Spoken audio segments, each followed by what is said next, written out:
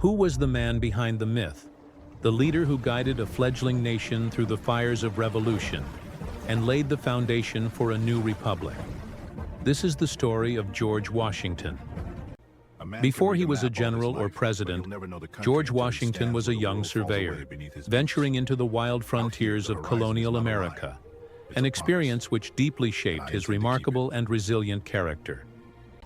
His military career began in the French and Indian War, where he experienced both the sting of defeat and the thrill of leadership, a brutal but invaluable education in the complex art of war.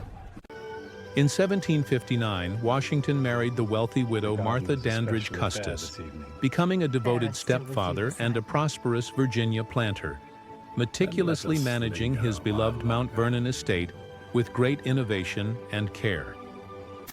But the peaceful life of a planter was not destined to last for long, as the escalating tensions with Great Britain would soon call him to serve in a role defining his history forever. In 1775, the Second Continental Congress appointed him Commander-in-Chief of the Continental Army. The fate of the revolution now rested entirely on his shoulders, a burden he accepted with great determination. Washington faced a monumental task: to forge a disciplined army from citizen soldiers and face the might of the British Empire, a true test of his now legendary indomitable will. The early years of the war were marked by a series of defeats, yet in the face of crushing adversity, Washington's leadership never wavered, knowing that preserving the army was the key. On a frigid Christmas night in 1776, Washington led his troops across the icy Delaware River for a surprise attack on Trenton, a daring gamble that resulted in a stunning, morale-boosting victory. The brutal winter at Valley Forge tested the absolute limits of the Army's endurance, where Washington's steadfast leadership held the starving and freezing army together through sheer force of will. He transformed the crucible of suffering at Valley Forge into a forge of resilience, where the German officer Baron von Steuben drilled the men into a disciplined, more professional fighting force. Washington masterfully employed espionage, creating a sophisticated spy ring in New York that provided crucial intelligence about British troop movements, a secret weapon that often tipped the scales in his favor. He understood the importance of strategic retreats and calculated risks, frustrating British generals who sought a single decisive battle, instead wearing them down through a long and drawn-out war of attrition.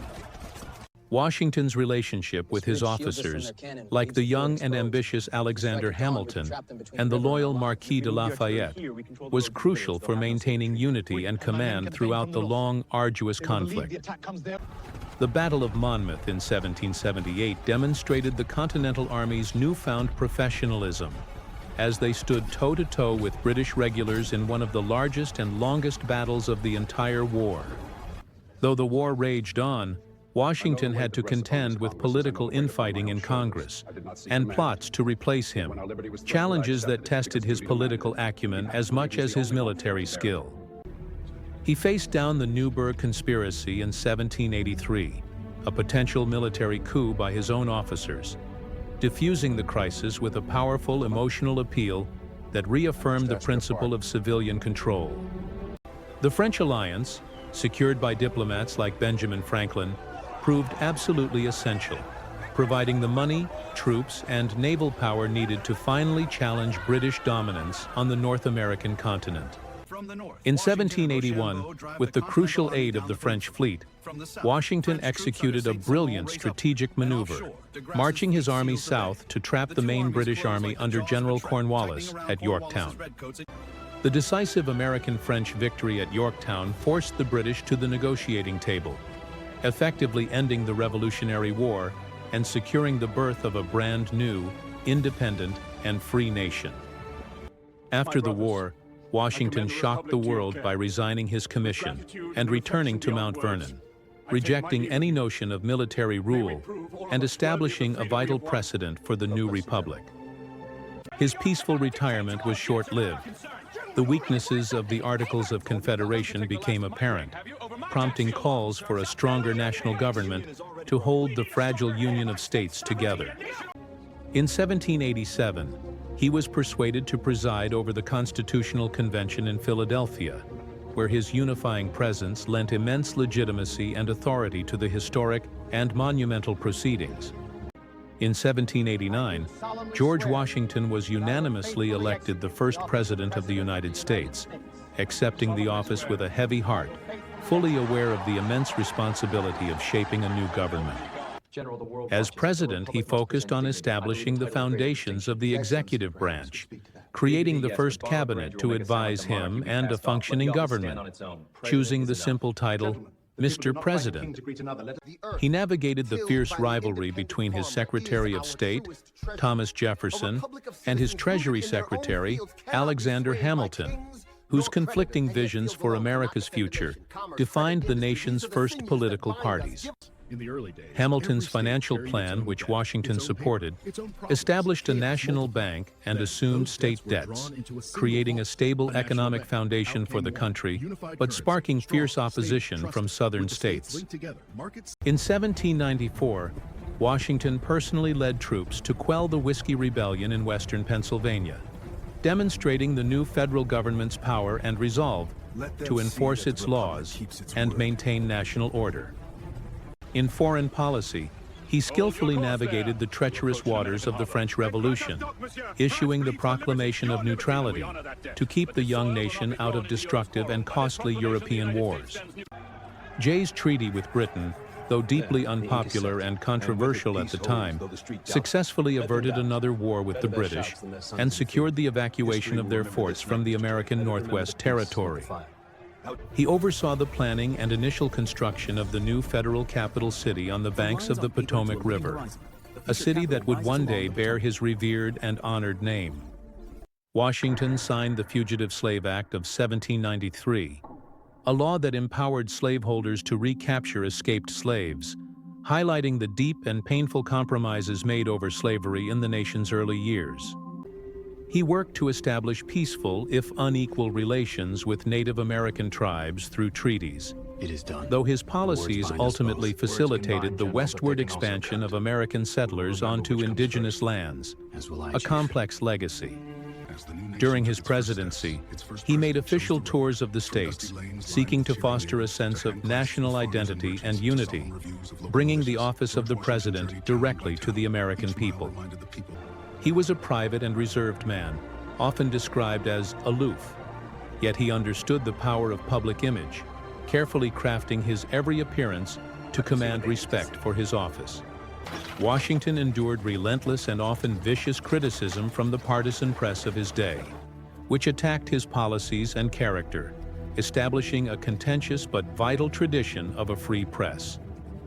His administration established crucial diplomatic relationships and commercial treaties, opening up global trade for American merchants and setting the course for the nation's future international role and economic prosperity. He was re-elected for a second term without opposition, a testament to the immense public trust and confidence he commanded as the steady hand guiding the new and often unsteady ship of state. Near the end of his presidency, Washington grew weary of the political battles and longed for the tranquility of his farm at Mount Vernon, a private citizen's life he had sacrificed. After 2 terms, he chose to step down, setting a crucial precedent for the peaceful transfer of power. His farewell address warned against political factions and foreign entanglements, a timeless message. Washington's legacy is one of selfless service, unwavering integrity, and a profound commitment to the ideals of liberty, twice relinquishing power in a rare act that solidified his revolutionary status. However, his legacy is also complex and challenging. Washington was a slave owner throughout his life, a stark contradiction to the ideals of liberty he championed for the new American nation. This uncomfortable truth reminds us that even our greatest heroes are products of their time, with flaws and failings that we must honestly confront to understand their full, unvarnished story. He managed his Mount Vernon plantation with hundreds of enslaved people, whose forced labor created the wealth that sustained his public life, a reality central to his personal and economic world. Throughout his life, his views on slavery evolved, moving from a standard acceptance of the institution to a private acknowledgement of its profound injustice and its corrupting influence on the nation. He became increasingly reluctant to sell enslaved people, avoiding the separation of families, a small but significant shift in his personal practices on his Mount Vernon estate in his later years. In his will, Washington made the momentous decision to free the enslaved people he personally owned upon the death of his wife, a final act of conscience that was highly unusual for his time. This act, while not freeing all slaves at Mount Vernon, was a powerful public statement from the nation's founder, reflecting his final, deeply conflicted thoughts on the institution of slavery. He also provided for the care of the elderly and the education of the young among those he freed, an attempt to provide for their future in a society that would be hostile.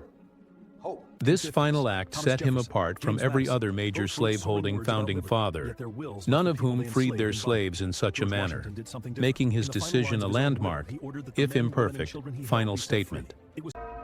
Washington died in 1799 after a short illness, plunging the nation into a deep and profound mourning for the man they called the father of his country, a title he had earned. The tributes that poured in from around the world praised him not as a king or conqueror, but as a Cincinnatus, the Roman leader who saved his republic and then humbly returned to his farm. His leadership held the Continental Army together. His guidance held the Constitutional Convention together. And his presidency held the fragile young republic together during its most vulnerable and formative first years. He was a man of action and of profound restraint, a leader whose greatest power was often found in the power he chose not to use, setting the standard for American leadership. Modern scholars continue to debate his every decision, from his military tactics to his political appointments, ensuring his story remains a vibrant and relevant subject of historical and public discussion. He was not a man of soaring rhetoric like Jefferson, or a brilliant political theorist like Madison. He was a pragmatist whose genius lay in his sound judgment and unshakable character. The precedents he set, from the two-term presidency to the peaceful transfer of power, have become the cornerstones of American democracy, shaping the office of the president for over 2 centuries. His image is everywhere, on currency and in the capital that bears his name, a constant reminder of the standard of leadership against which all of his successors are inevitably measured. George Washington was more than a general or president. He was the indispensable man, the steady hand that guided a nation through its birth and infancy, securing its improbable survival and success. His legacy is not one of flawless perfection, but of a flawed yet great leader who dedicated his entire life to the American experiment, a legacy that continues to inspire and challenge us. If you enjoyed this video and want more deep dives into history's most fascinating subjects, please subscribe to our channel, Decoding Everything. Thank you for watching this special presentation.